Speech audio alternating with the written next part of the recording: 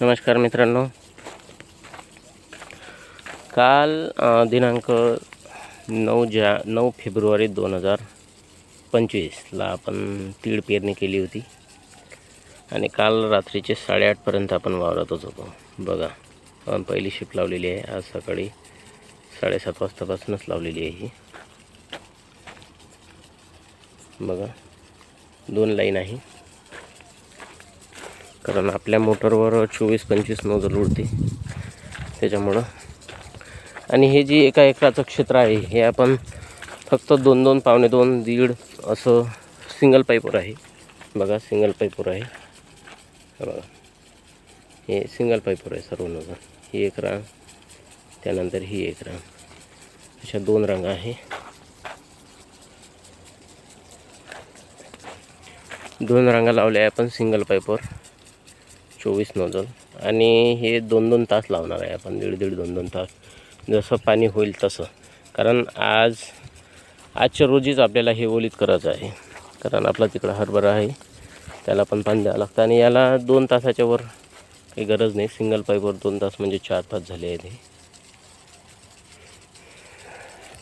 आणि यानंतर आपण उद्या पेंडामिथिलिनचा यावर फवारा घेणार आहोत, म्हणजे प्री इमर्जन्स जे तणनाशक आहे त्या तणनाशकाचा आपण म्हणजे वापर करणार आहे.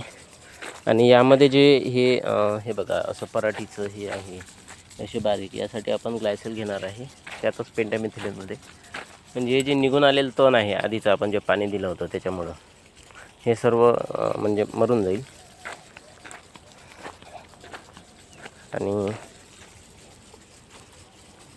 आपला 1 महिन्यापर्यंत मिनिमम म्हणजे कोणत्याही आपल्याला तणाचा प्रादुर्भाव जाणवणार नाही. त्यानंतर आपण हात डवरे अशा प्रकारचं तण व्यवस्थापन करणार आहे. वेळोवेळी आपण तो व्हिडिओ टाकतच जाऊ.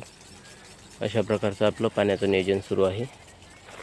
आपलं पहिलं पाणी आहे हे, म्हणजे पेरल्यानंतरचं. तसं आपण आधी एक दिलेलं आहे, पण पेरल्यानंतरचं पहिलं पाणी आहे 2 तासाचं. आणि लगेच आपण 3-4 दिवसाने लगेच आपण पाणी देणार आहोत याला, कारण तिळाला निघेपर्यंत पाण्याची खूप गरज असते. त्याचा जो पोपळा आहे त्या कोंबाला पोपळा उचलण्यासाठी काहीतरी ताकद लागते. त्याची ताकद वाढवण्यासाठी आणि तो पोपळा वरचा म्हणजे नरम राहण्यासाठी त्याला पाण्याची आवश्यकता असते. म्हणून आपण हे आज 2 घंटे पाणी दिलं. अजून 3-4 दिवसानं 3 दिवसानं अजून आपण याला 2 घंटे पाणी देणार आहोत. ठीक आहे मित्रांनो, धन्यवाद.